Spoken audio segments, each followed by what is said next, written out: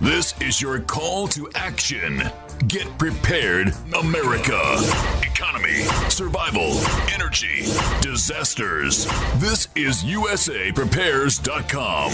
Informative radio, educational radio. Interact now by emailing instructor@USAPrepares.com or text at 434-390-7953. Class, please take your seats. Now, your instructor, Vincent Finelli.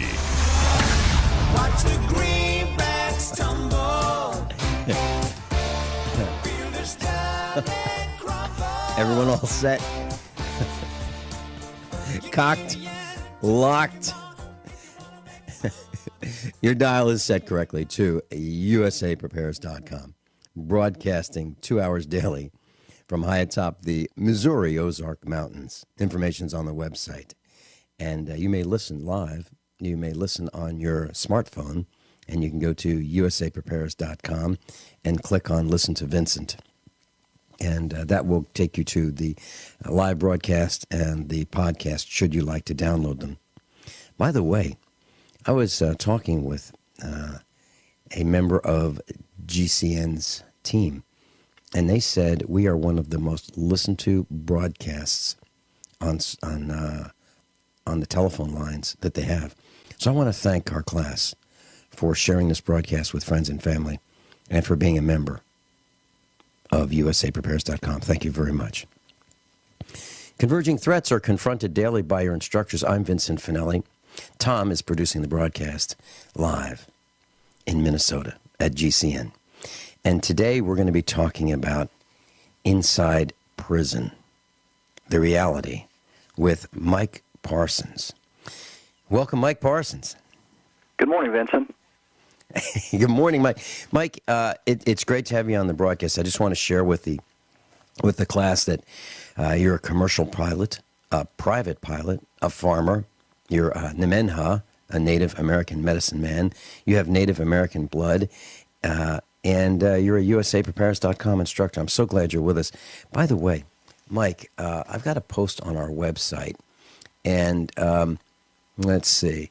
This post talks about the Nazi flag, the Confederate flag, and the Redskins logo. Do you take, as a Native American, do you take offense at the team name Redskins? Not at all. I think that's just a diversionary tactic to try to draw people's focus away from the real issues. This comes up every so often when there's a lot going on in the media. They'll throw out this issue about the team, the Redskins or the Atlanta Braves. You know, the Memphis Chicks is the former AA baseball team, a farm team for St. Louis, was Chicks was short for Chickamauga, which was a Native American nation indigenous to the area in northern Mississippi and Tennessee. Mm-hmm. And no one has a problem with that name, and certainly when their mascot runs out, you know, the brave Indian who's very strong and capable and ready to fight and do battle, that shows honor and integrity amongst a nation of people who stood their ground and stepped out of line when necessary, as it were. Yeah, and I like that term that you've coined, step out. Mike, I got on my screen in front of me an image of 1933 Pontiac, and on the hood ornament is Chief Pontiac. He is the hood ornament of the Pontiac Chief automobile.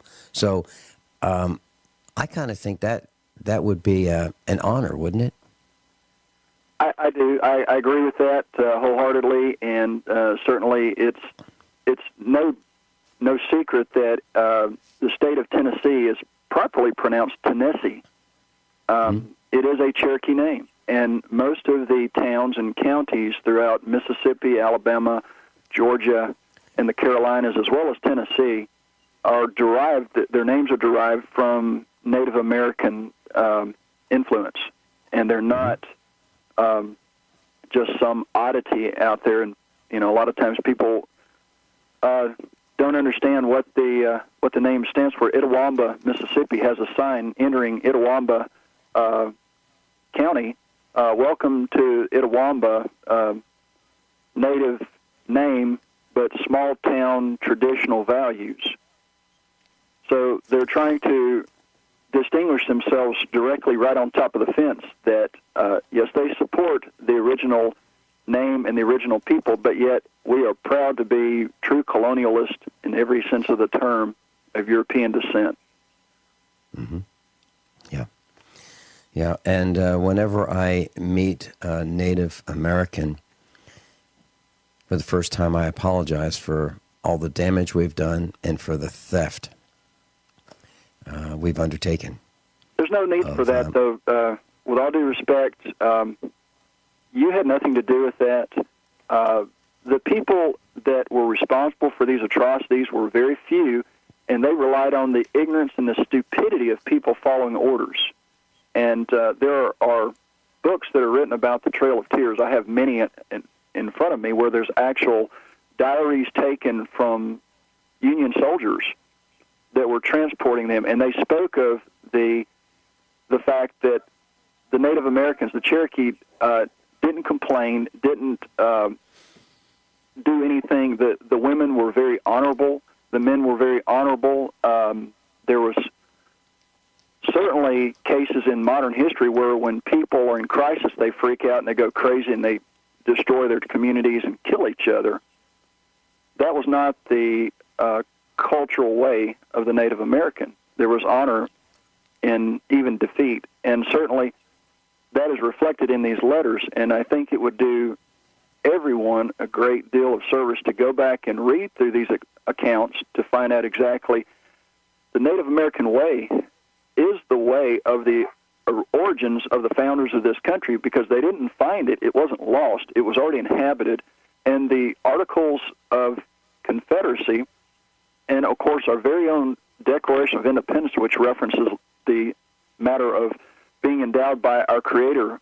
It doesn't say God, it says Creator, with life, liberty, and pursuit of happiness, because that was the verbatim declaration found in the Iroquois Confederacy's Constitution that had been around for over 200 years. And, of course, that was from the Iroquois Confederacy was the civilized tribes of the East, the Oneida, the Cherokee, the Seminole, Blackfoot, and I believe Creek. And if I'm wrong, please correct me. But that's the origin. Oh, okay, my wife just corrected me, not Blackfoot. I married a full-blooded Irish woman who's a better student of history than myself in many cases. But the fact is that we are a peaceful people who want to be left alone and tend to our own affairs. That's the foundation of this country. Leave us alone, King George. Get out of our affairs. Go do your own thing. And we don't need a daddy. We don't need a king over us. We are independent. And, of course, it was the culture of the Native Americans who had never been slaves. All these other people, George Washington, Ben Franklin, Thomas Jefferson, they were born British subjects. They were born a slave to a king, to another man. They were under the dominion of another man, not the Native Americans. So when they grew up around the Native Americans, they learned quite quickly the concept of freedom and liberty. Being left alone was a good thing. And Mike, in those days, if you stood out of line, well, just like today, they come after you, they incarcerate you, and if need be, they put you in front of a wall and shoot you.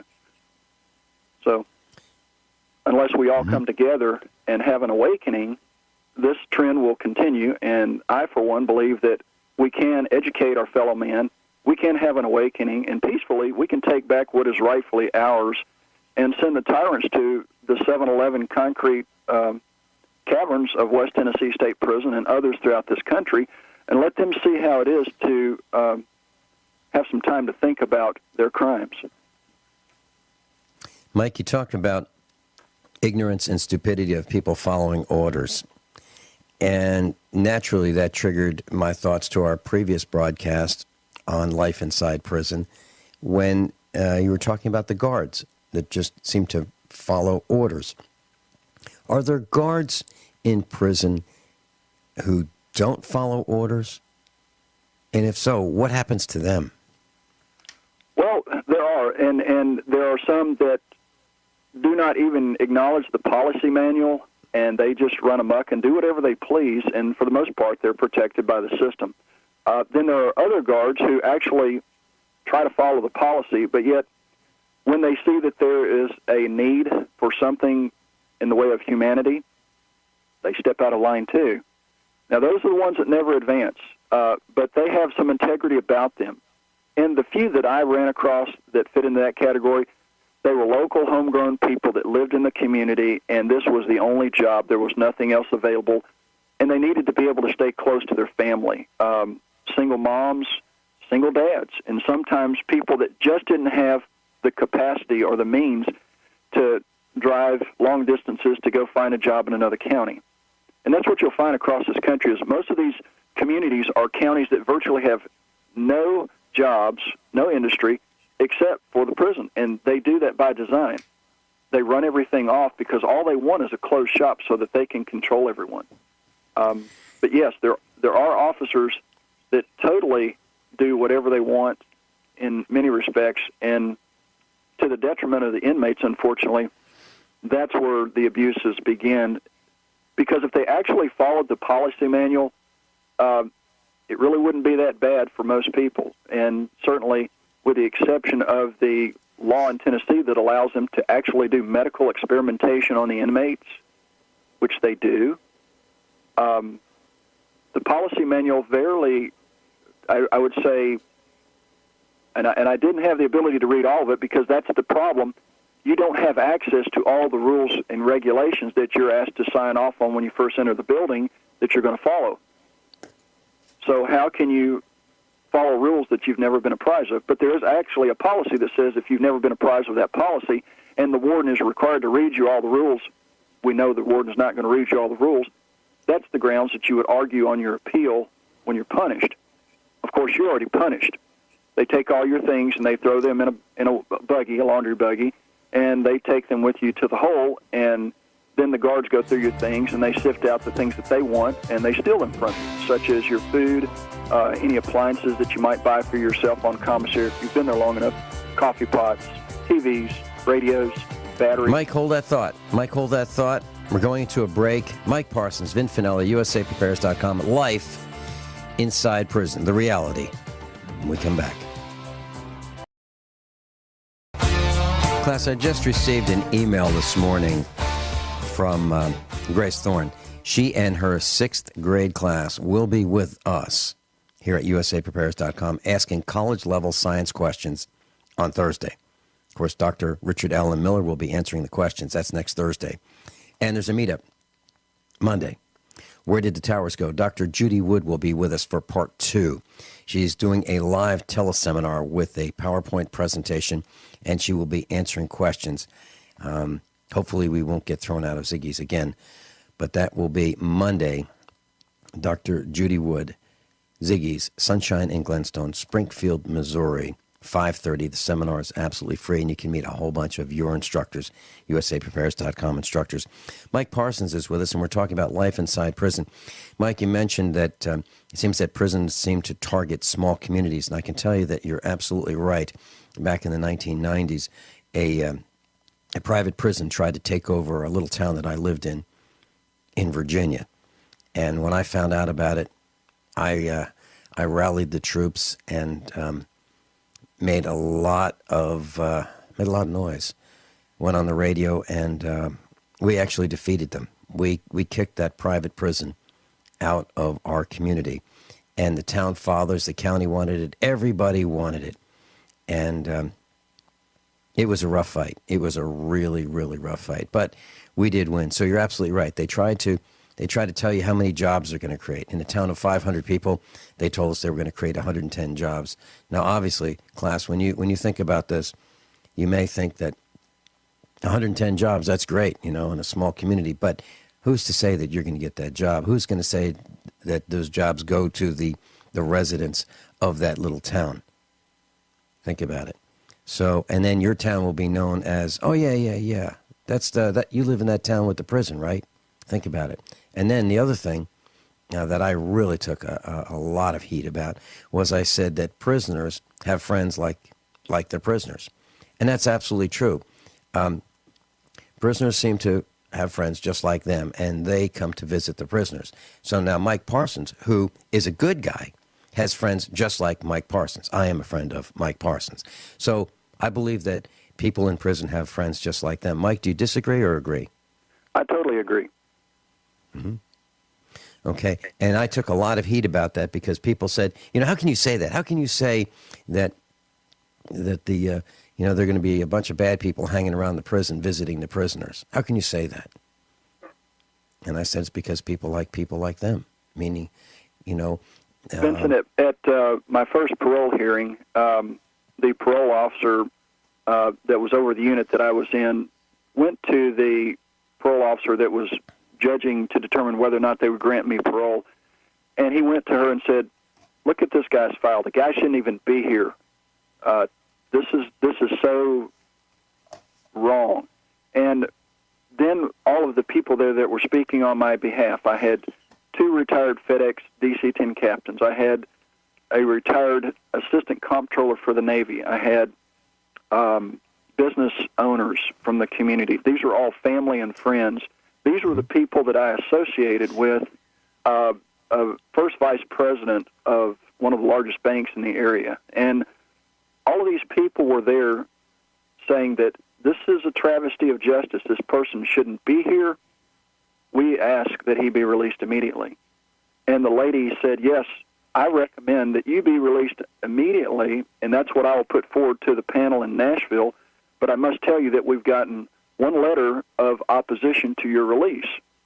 And we couldn't imagine who that would be. It was the district attorney who I had a federal lawsuit against prior to the trial for abuse of power and basically trying to railroad me when I had proof that he had attempted this criminal act. And his letter basically described me as the most dangerous man in the state of Tennessee, and that he believed that the sentence was proper and that I should be kept in prison for as long as possible. Now, this is a guy who's taken an oath, and under the Code of Ethics, he's required by Code of Ethics in the Constitution of the state of Tennessee to do the right thing at all times, even if it shows that at some point that what they're doing is wrong. They're supposed to stop and correct it. But they can't, because these are political goons that are there because people of means put them there. They're their tools. And because I was such a threat, and I was a threat because, number one, I could not be extorted. I spoke the truth. I was not corruptible. I didn't care about the money. I didn't care about the power. I cared about my family and my community and about cleaning house. Mike, hold that thought. Let's talk about poison in prison.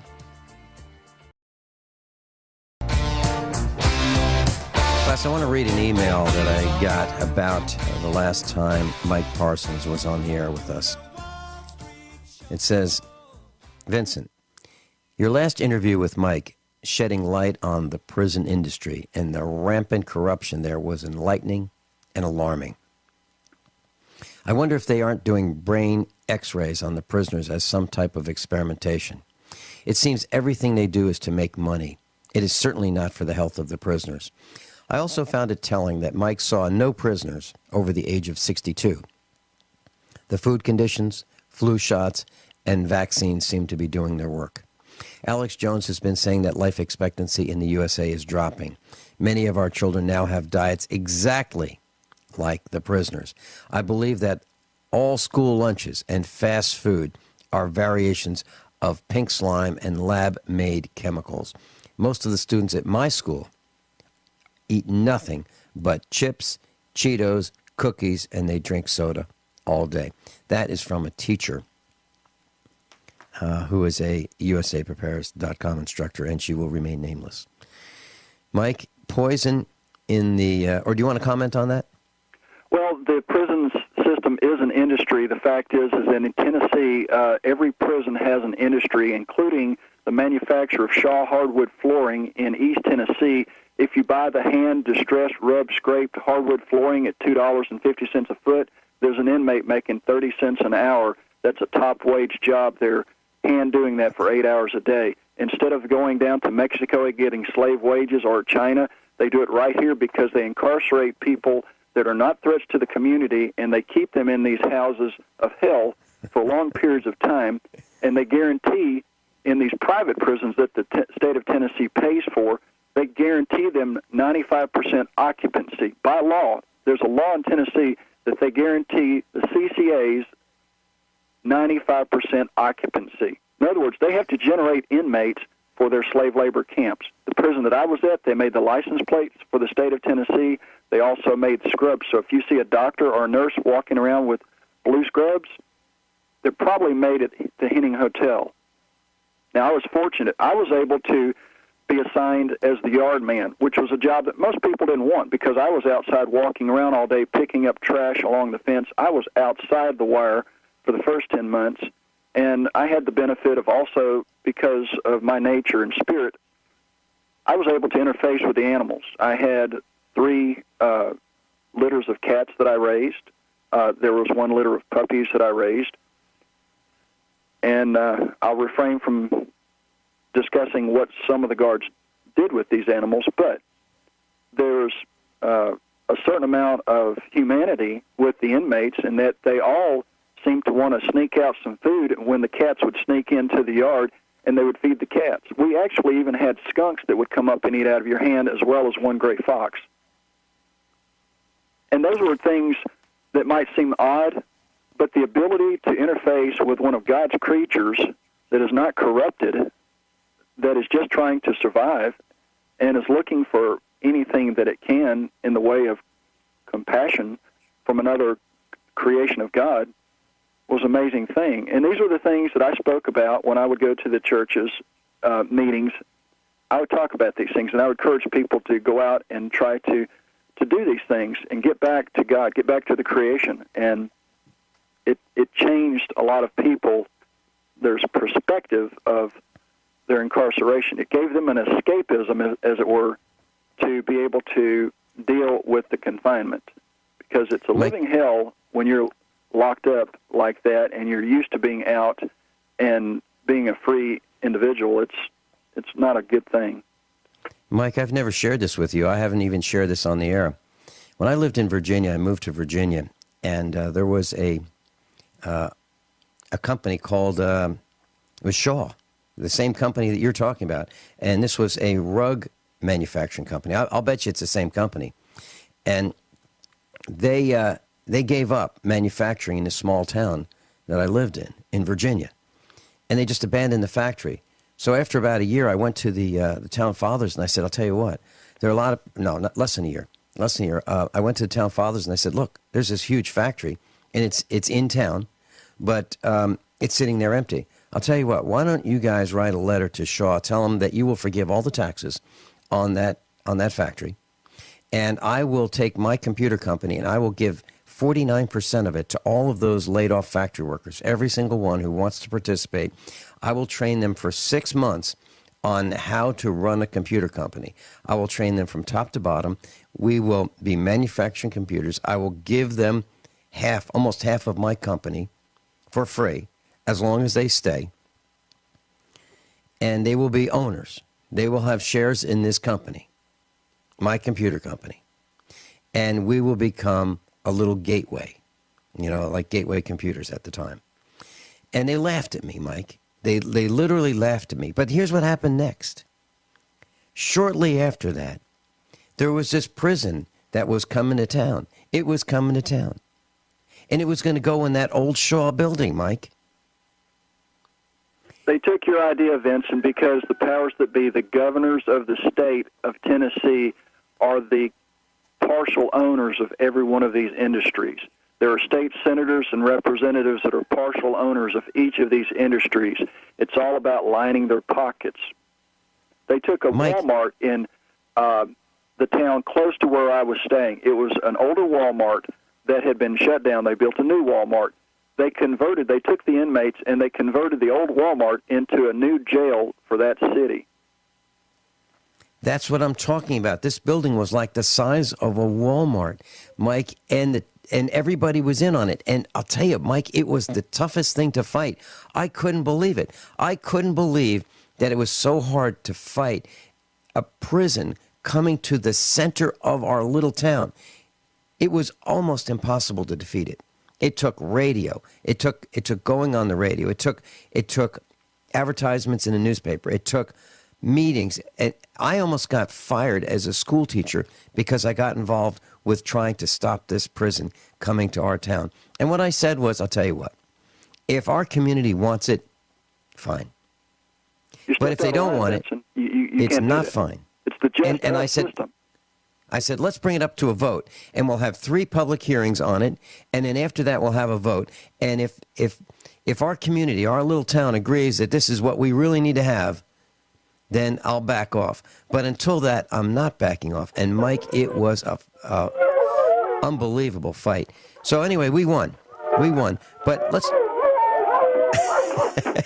I hear your doorbell. Sorry about that. I hear your doorbell. Hey, Mike. Poison in the prisons. Are the prisoners being poisoned with chemicals added to their food and their water? Yeah, the jail and the prison both were tainting the food, and just before I was sentenced in the jail, they literally somehow, now I'm a retired licensed general contractor. I've held every mechanical license in the state of Tennessee. I was a heating and air conditioning contractor and consultant. They somehow piped in natural gas, which has captain, which has a distinct odor, into the ductwork, which by design, that can never happen with the furnace unless you've got a big hole in the heat exchanger. Right. Well, for 2 days, they were piping natural gas into the cells, and everybody was getting sick, and we were complaining, but yet they acted as though they were so incompetent that they couldn't just go shut the gas off.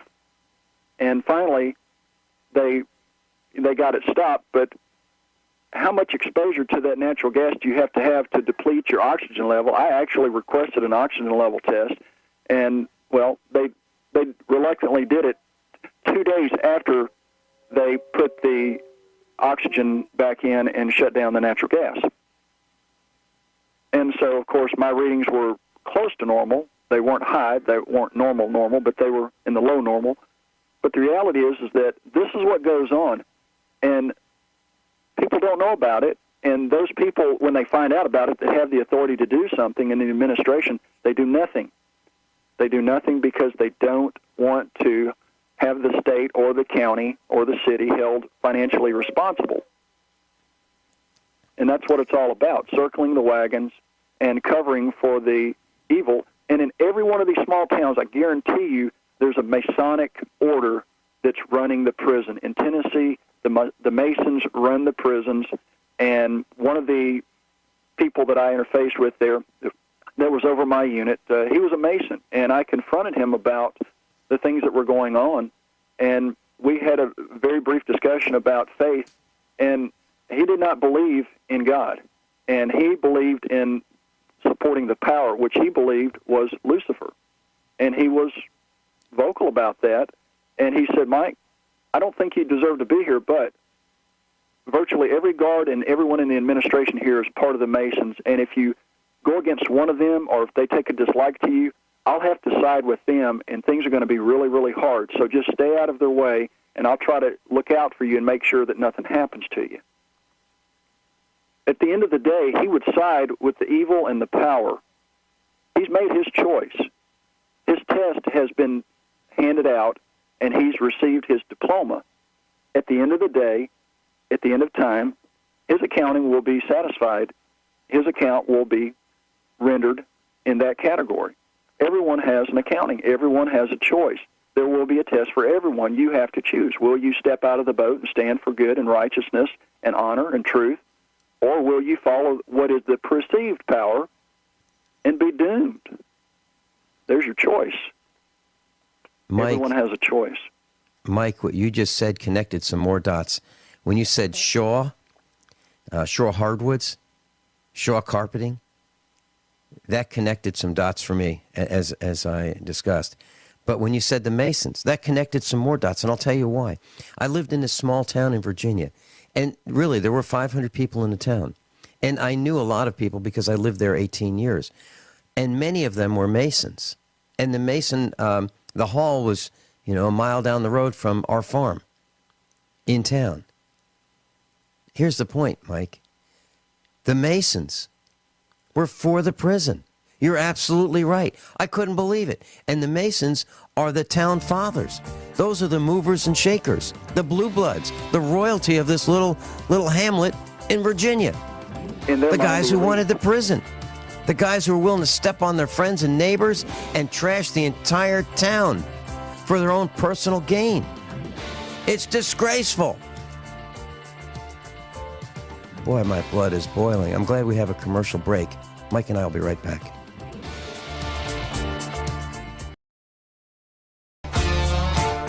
Mike Parsons with us.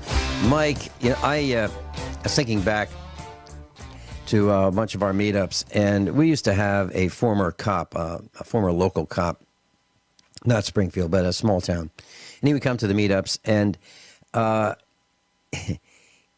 he didn't want people to know where he lived because he put people in jail. Now, my question to you is, do the guards use their real names? Do they have name tags that say, their real names on them? Do they have their first name, their last name? But as we continue this answer, Mike, are they worried about retaliation? And why do they put guests in the prison system so far away from their homes? Can you tie all that together, please? Yes, the name tags that I saw had the first initial and the last name, and some just had the last name only. They do not want people to know where they live simply because of the retaliation, because a lot of these guys in prison have family and friends outside that would seek to, even the score, so to speak, as it were. They move people around in the prison system as a form of punishment to prevent the family from having easy access to their loved ones. It is merited out without exception in many cases just because a guard doesn't like you or one of the administration doesn't like you. In my case, the warden at the prison I was at did an administrative transfer, an emergency administrative transfer, which is in the policy. He can, for any reason at all or no reason, ship anyone out of his prison immediately.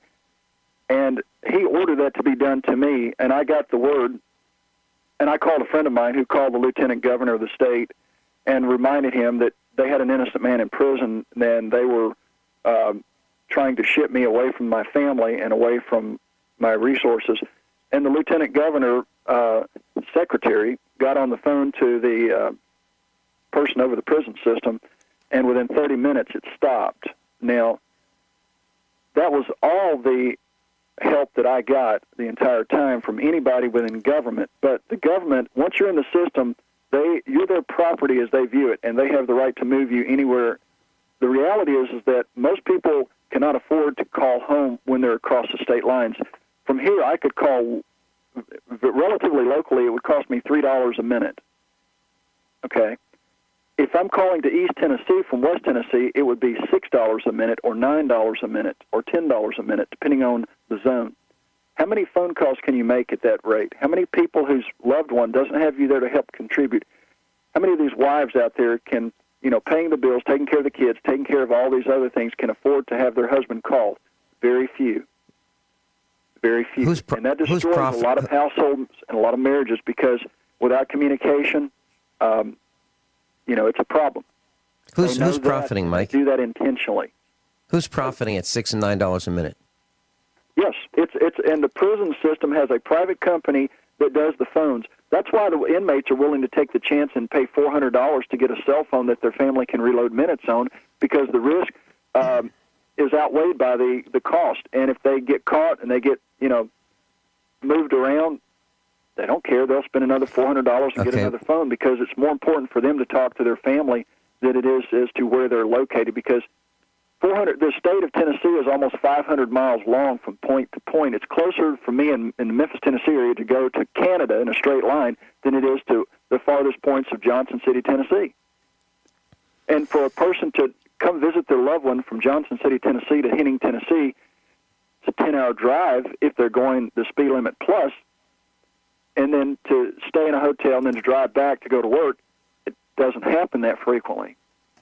So They do that to merit out punishment and to separate you from your resources and to break you financially. And then if they want to take all of your fighting your case like me, they keep moving you around so that they can go through your stuff and steal all your documents and paperwork and see what your case is and eliminate the pertinent things that they see.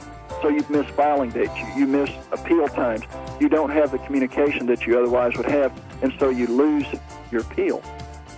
We need a new bill in the Missouri State House of Representatives that says, one sentence, phone calls in and out of prison cannot cost any more than a typical phone call at X cents per minute.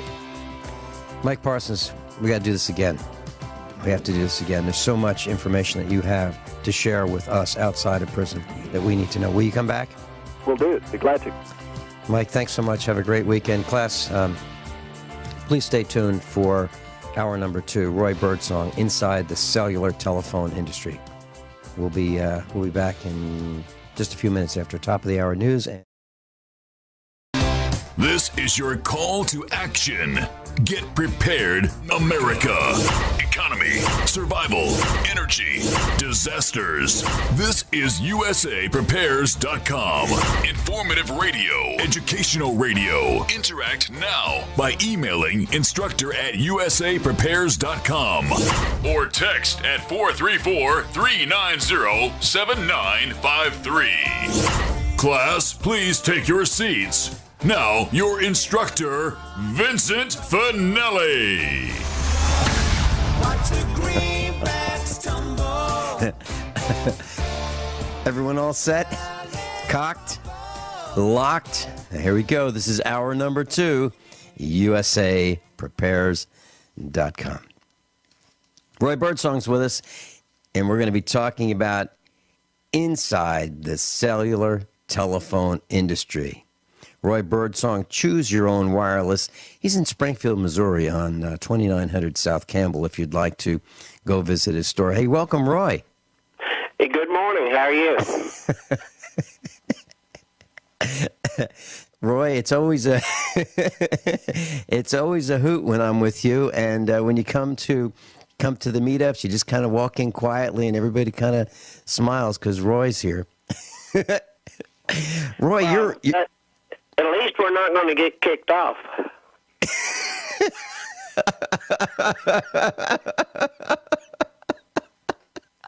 Roy, I've been fired 6 times from the radio, but not on Genesis. Genesis, they say that they don't have any problems with me. They don't get any complaints. They don't have any problems. And I don't cause them any problems. So I guess we'll be around for a little while anyway. So why did you? I was kind of referring to what happened to us at the meetup this past Monday. I'm not to blame for this one this time. I mean, if your listeners remember, in the past we had to leave we got kicked out of a Hy-Vee supermarket here in Springfield meeting room because we talked about cell phones, and I was the blame for that one. I don't know who was the blame for this last one. Do you? Well, it's funny you say that because we had Dr. Judy Wood was doing a live teleseminar with us on Monday, as you know, and the place was packed. And what happened was Ken Hurley was setting up the equipment with me, and one of our young interns was helping. And I'm going to keep his name off the air because he is less than 18 years of age. But he was helping us, and Ken Hurley was. And Ken Hurley came up to me while I was setting up some of the sound equipment, and he said, "Hey, Vinny, we got to be out of here early tonight. They're kicking us out early." And I said, "Really?" He said, "Oh, yeah." I said, "Are you serious?" He goes, "As a heart attack." And I said, "I can't believe it." So I was furious, but I didn't have time to really fully ignite because I was feverishly trying to get the sound equipment and the communications hooked up so Dr. Judy Wood could be, on the air and doing a live teleseminar with her PowerPoint presentation. But so later that evening, around 8 o'clock, the waitress summoned me over and she said, "Hey, look, you guys got to be out of here." And I said, "Like when?" And she said, "Well, I got a whole group of 100 people from a sorority coming at 9:30, so you guys got to be out of here." And I thought about it for a while, and I said, so what do you want us to do? I said, we're doing a world-class presentation here, no kidding, about the 9/11 towers. And I told her I was absolutely livid. And I was so angry. I said, you know what? We'll be back next week, but I don't know if we're coming back after that because I don't know what happened. I still don't know what happened to why we got thrown out because we're there every single Monday night. And yet a sorority that it's hard to believe that a sorority would come over at 9:30 at night, 100 people on a Monday on a school night. I mean, I was in a fraternity, and we never went out at 9:30 at night across town to a restaurant. So I don't know. Roy, I don't know if this is a sign that they want that the government of the city of Springfield is furious with us and they're applying leverage or what. I don't know. But I'm going to try to find out. So well, this time it wasn't. Her presentation was very powerful. Her research is undisputable, and I found it. And as most people did, you started immediately right after when we shut down. She's coming back next Monday night, by the way, isn't she? We're going to finish her presentation. She's going to do another one for us next Monday, so we can finish the presentation.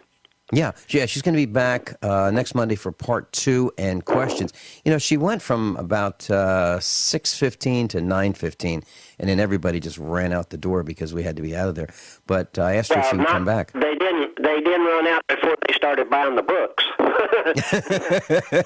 Well, what we did was we said, if you want the books, the book cover price is $39.95, so there's shipping involved and tax, and we did the whole thing for $40. So we're selling them at, well, she's sending them to me. I'm fronting the money to pay her to get them, and then the students who wanted them paid $40, and the books are going to be delivered on Monday. But we're sold out, so I'll have to order more.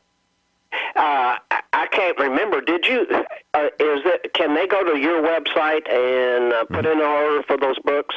They can go to the website, page 1, Roy, and they can order. They can go to our website, usaprepares.com, and there's a post for where did the towers go. Click on that, and then from there, there's a link to her website, where you can buy the books.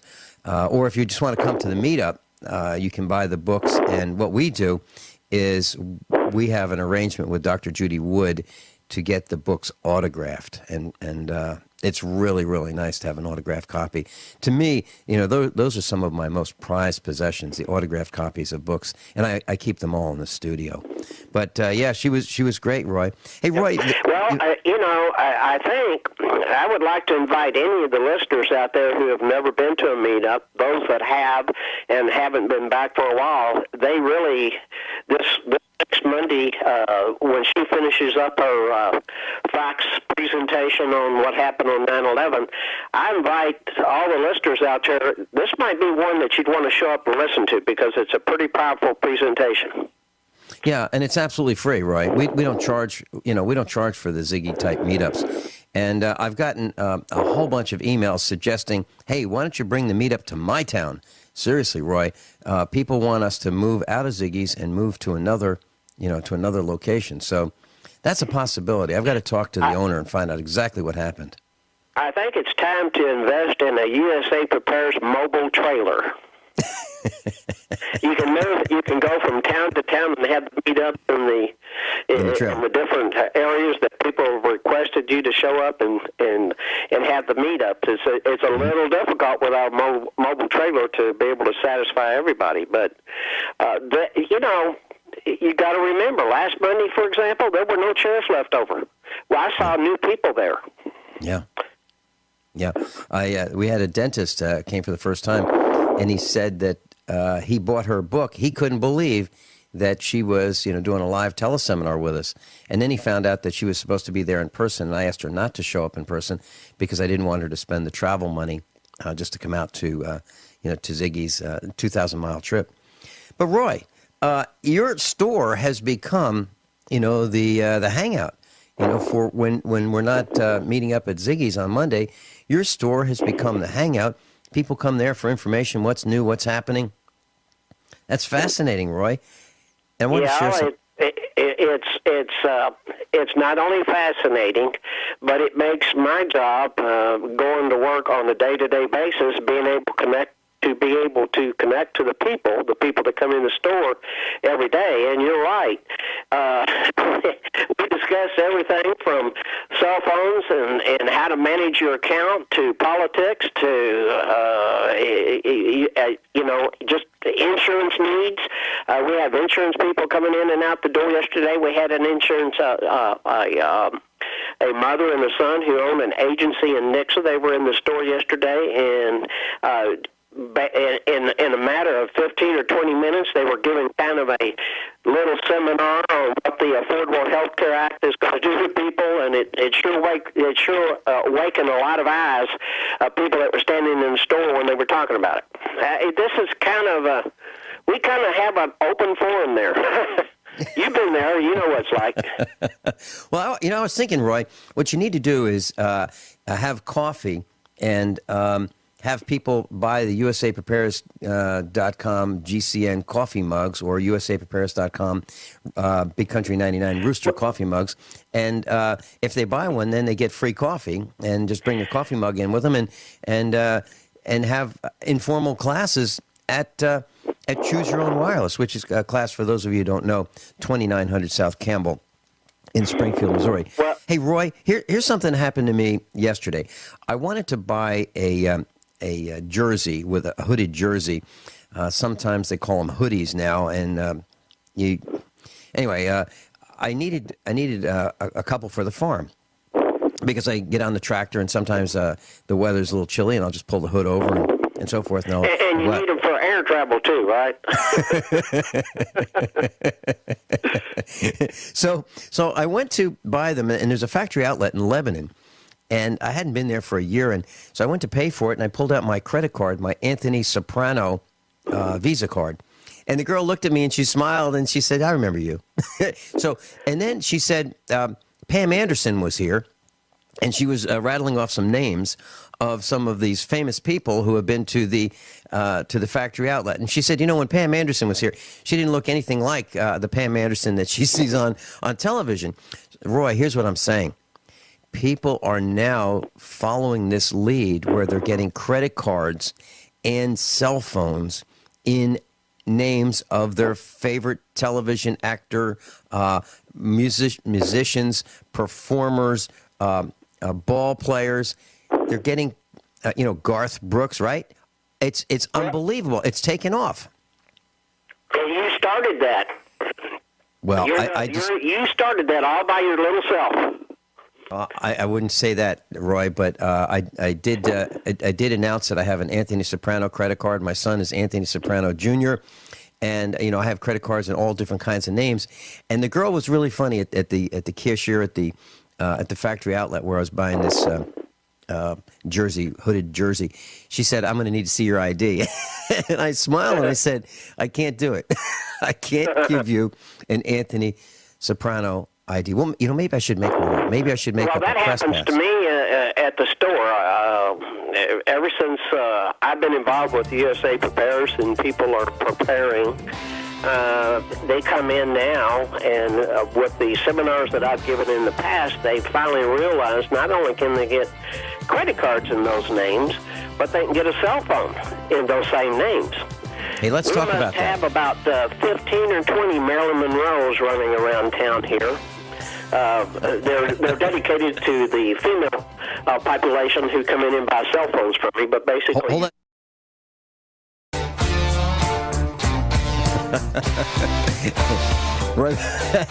Roy Birdsong's with us. Roy, I remember the first Marilyn Monroe, one of our USAPrepares.com instructors, signed up with your phone service, and she became the first Marilyn Monroe. So now you say there's between 15 and 20 total Marilyn Monroes in the Ozarks?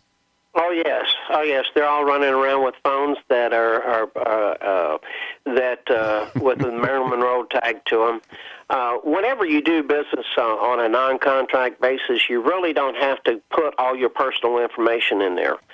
You can actually, and people don't know this, and other retailers, whoever does this, they don't realize this either, but you can actually be anonymous whenever you sign up one of these, because everything is directed to, and the protocols are all based off the cell phone number, not the name of the person on the other end of the phone. Remember, there's no contract, so there's no personal information whenever you sign up for one of these. So we've got Reba McEntire running around out there, and in fact, the first Marilyn Monroe actually has blonde hair, like Marilyn. Well, so, every once in a while, I get a hug from that Marilyn Monroe, and her husband gives me a hug, and her son gives me a hug. So they are really, really wonderful people. So, I don't want you to think that we're a bunch of bad people out there, but we're just trying to deal with the system. Okay, they want to track us, so we just want to make it more fun for them, so they could say, "Wait a minute, there's 20 of these Marilyn Monroes. Which Marilyn are we talking about?" Well, I was reading on the internet just yesterday. You talk about anonymity. Out in California, and I think it was San Diego, a guy got ticketed for using his cell phone while he was driving down the road. And he wasn't texting, he wasn't talking on it, he was using the GPS mapping system in it. And he was issued a ticket, and he went to court and fought over it and lost. They said any distraction, whether it be GPS, texting, talking, whatever, is disallowed in California, in that particular city, and probably, knowing California, is probably disallowed in most of California, because the truckers have been complaining. All those truckers that go out west and cross into California, all are very careful about using any cell phone at all. Whenever they're in California, so much so that one of the truckers who was a trained engineer at one time and used to install cell phone towers, came up with the idea that you could use the old analog. You remember the old home phone handsets? And I think you've got one that is Bluetooth compatible with your phone. Yeah. He actually came up with that idea before we even saw it. He's been talking to me for 5 years now, trying to get me to design one of these phones. Before he could get to after he got through the conceptual stage, before we could even get anybody to listen to build it, it already popped out. The early versions of that, you had to plug it into the speaker jack on your phone. The one that you have is a Bluetooth compatible. So that sprang out of his idea that is legal. He researched the law. It's legal to have that up to your ear, but it's not legal to have a cell phone up to your ear. I mean, this is how ridiculous. Roy, I'm with you. I actually think that you said distractions, right? In California, whether it's you can't have any distraction, whether it's GPS or cell phone, correct? That's not necessarily in the whole state of California, but you know how California runs. If San Diego is making it illegal, it won't be long before the rest of the cities in California will be making it illegal, basically, to use a cell phone, period, for anything while you're driving down the road. Much less doing GPS mapping. The point I'm trying to make is we have a serious conflict here. If they're going to start making it illegal to be able to use your GPS mapping, then why do we need GPS in our cell phones? Well, yeah, and not only that, Roy, let's just take it to its natural conclusion. So I am supporting not using cell phones while we're driving, okay? And that means that I also support the police not using their radar guns in their cars, and I also support them not using their notebook computers in their cars, and I also support them not using their two-way radios in their cars. As a matter of fact, let's be that too. I see many of them down the road using their laptops. Yeah, Roy, when we come back, let's talk about if a person wants to be totally anonymous. We've done it before. Let's do it again. Let's tell them how to do it. Be totally anonymous on a cell phone. Pretty cool, right? We'll be right back.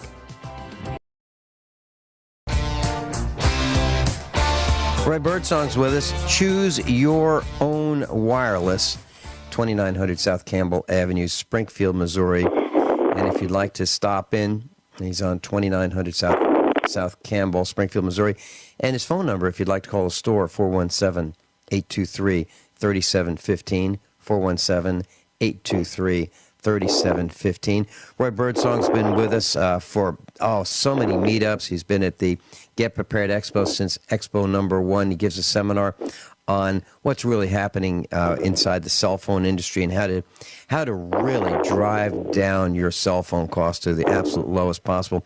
Roy, anonymous phone calls. We've been talking about Garth Brooks, Marilyn Monroe. What do we do to get to become anonymous? What is the minimum amount of information that we have to provide to our salesperson? Let's say we come to you. What do I have to give you in order to have an Anthony Soprano telephone? Virtually, if you're getting a new number, and this is the thing that I want your listeners to think about. If you're porting a number, there is no way you can gain anonymity because you're porting that number from a history. Let's just say you were with Verizon and you came into me and you wanted to get, try to get anonymity whenever you got a cell phone.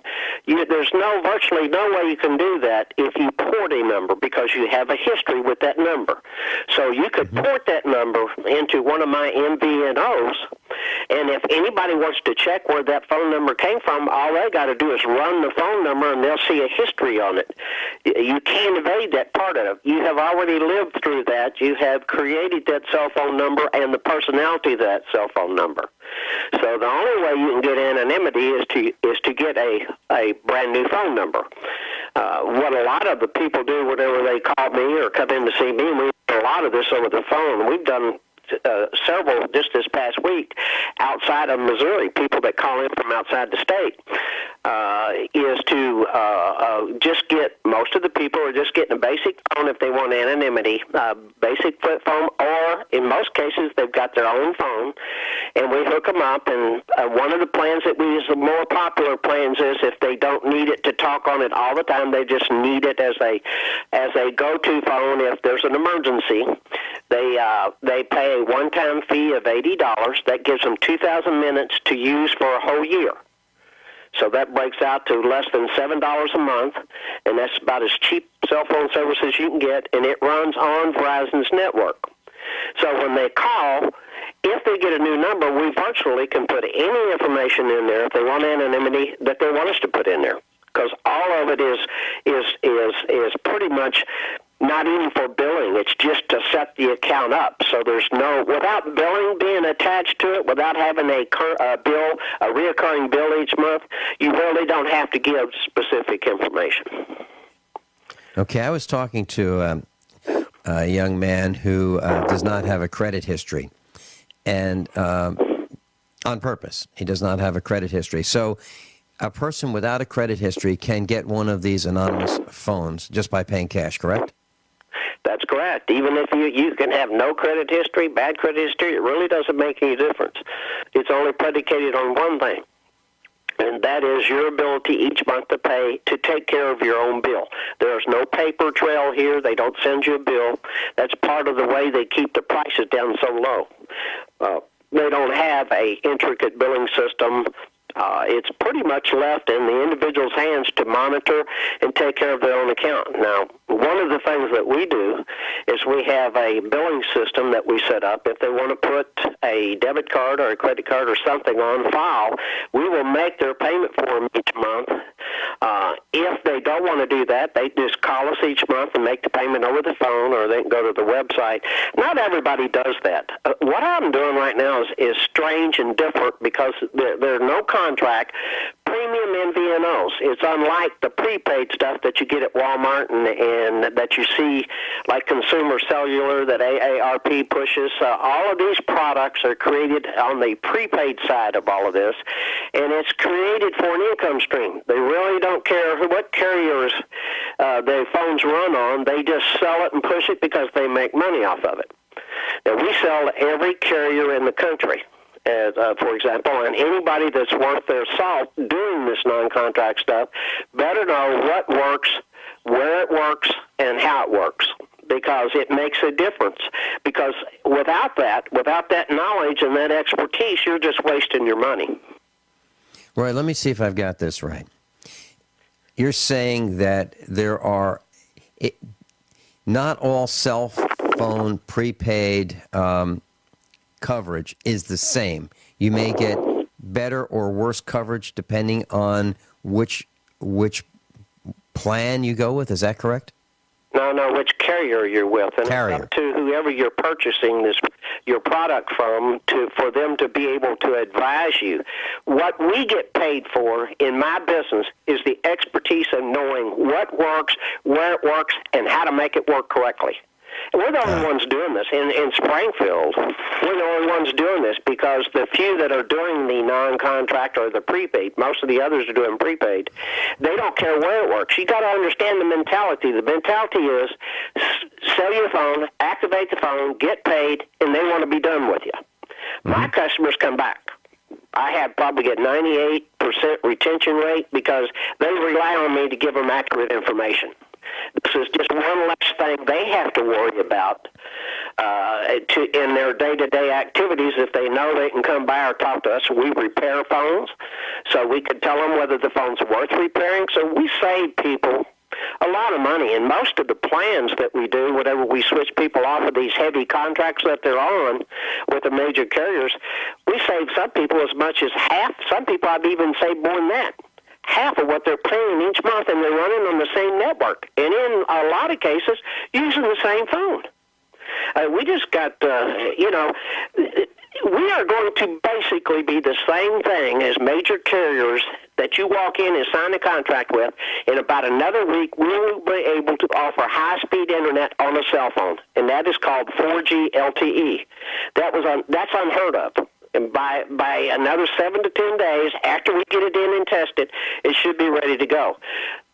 The point I'm trying to make is not that we're doing it. It is the industry is being pushed really fast on the non-contract side because the consumer's going there as fast as they can get there. They're jumping off these plans, and this industry is going to be the main cell phone industry a year and a half from now. Maybe it may come sooner than later, but this is where everybody's going. Nobody wants to sign contracts. Give you an idea. Guy, one of my customers comes in. He's been a customer of ours for a while. He came in, and he's now selling credit card processing. And it's a really good deal. The company he was repping was a really good company. It's a good deal, blah, blah, blah, the whole 9 yards. And we got to the end of the conversation. He says, all of this is XYZ in price, and he said, you have to sign a 4-year contract. I said, look around you. I said, we don't do contracts here. He looked at me kind of funny. He said, but you have to. I said, no, I don't. I said, I'm not under contract now with my credit card processing. So we pushed him a little bit, and he said, call your boss and tell him that I'm interested in doing it, but I'm not going to sign a contract. And he said, well, they won't do it. I said, well, call them and ask them. It won't hurt to ask. So he realizes that we're holding fast on not signing a contract, and he calls his boss, and lo and behold, his boss says, oh, okay, well, we can do this one time. So, the point here is we've got to quit being indentured to companies under contracts. It's not necessary. And so Roy, let me see. That is our main theme at the store. There is to save you as much money, make it as least cumbersome as possible, and easy to use. And under my premium MVNOs, you can, if you run into hard times, and next month, let's say you're on a $50 plan this month, next month you can only afford to pay $12. That's all you have to pay. You don't have to change phones. You don't have to do any of that. You just call up and say, hey, money's tight this month. I only want $12 basic service. We switch it and change it. Roy, let me ask you this. 30 days or 60 days, and I've had people do that already, where they're carrying a smartphone, and they can. On a $30 plan with us, with a premium MVNO, you can carry a smartphone and use Wi-Fi for your data. In some some cases, some of the plans give you free 500 megabytes of data to use. That's given to you for free for that same $30. So the point I'm trying to make is they don't have to change phones. They don't have to do anything. If they're on a $50 plan or a $55 plan one month and they don't have the money next month, they could still keep their service, just pay less. Roy, let me ask you this. When somebody has, when they pay by the month rather than pay the $80 for a year, does their credit card information tie to their cell phone payment to you? I mean, what I'm saying is, does that cell phone number get tied to that credit card if they pay by credit card? If they pay by credit card, it does. Okay, so what they really should do... As a warehouse, we are doing for them what they would do on their own. Now, my next observation on that is what I've been advising people to do, and you have already done this. I know you have. I'm advising people to try to get away from peripheral use of their credit card by going to a prepaid credit card. And again, you can get a prepaid credit card. It can be called Marilyn Monroe. It can be called Reba McEntire. You just go and you put $500 on it or whatever you've got that you want to put on it and pay some bills that you want anonymity with. Pay those bills with a prepaid credit card. And that's what some of my customers are already doing that. They were totally unaware that you could walk into a bank and get a prepaid credit card. And it's nothing more than a gift card. I mean, it's one and of the same, but they get a prepaid credit card, and they can put that prepaid credit card number on file, and each month they can put cash on that, and they can complete the circle of anonymity if that's the way you want to do it. There you go. Now, Roy, what about turning off GPS? When we come back, I'd like to share with the class turning off GPS because, frankly, I do not like the idea of my phone following me around and reporting my whereabouts to anyone. I really mean that, especially the government. They've got no business following me around. I'm not doing anything wrong, and neither are you. Let's keep them out of our business. Let's tell us how to do it when we come back. Well, the federal government's at it again. There's an air marshal who's accused of taking photographs under skirts of women. A federal air marshal has been arrested. He's accused of taking photographs under women's skirts in Nashville police. I've got this guy. And what happened? A witness noticed it and took this guy's phone. Isn't that great? Isn't that great? So he was using a phone to take pictures. Roy Birdsong's with us.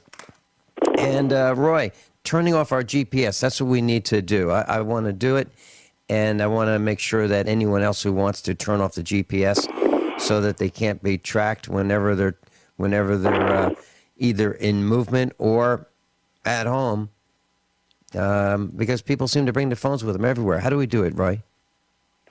Well, first of all, there's kind of two rules of thought on this, and it's going to require more than a 5 or 6, 7 minute explanation. But you cannot, if you bought a phone in the last 18 to 24 months, you cannot remove the GPS chip out of the.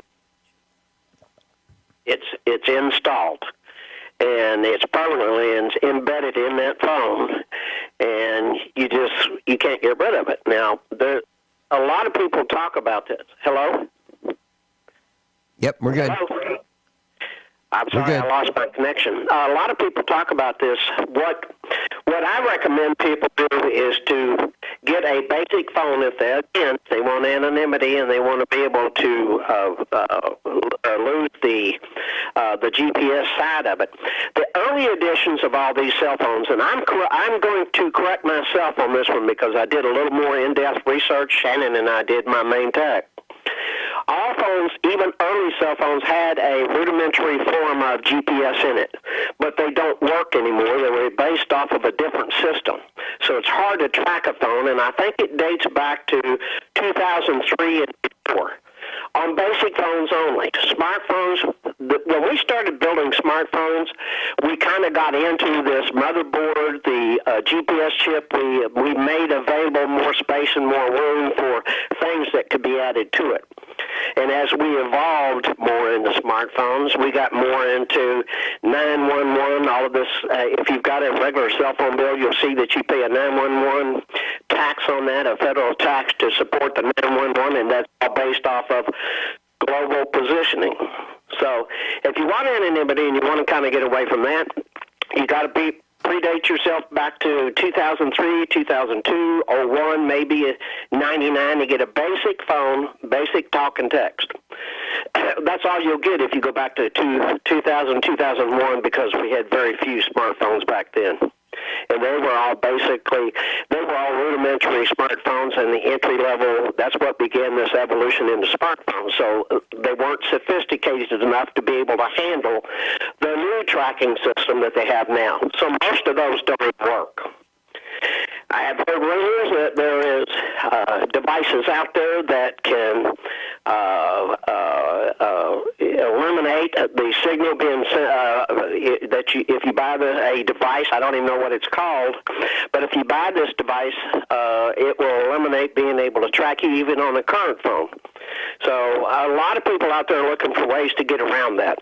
But as far as GPS goes, if you've got a current phone that you purchased somewhere in the last 24 months, you got the newest form of GPS. The GPS-specific GPS chip has been embedded in that phone.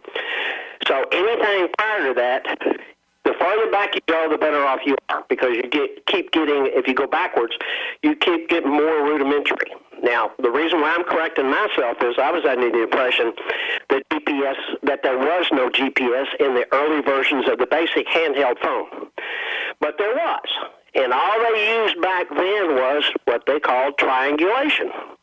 So when you were using your phone and you were driving down the road and they were trying to find you, they used triangulation. In other words, what tower did you use last when you used your cell phone? What tower are you using now when your phone's on? In other words, what tower is communicating with your phone?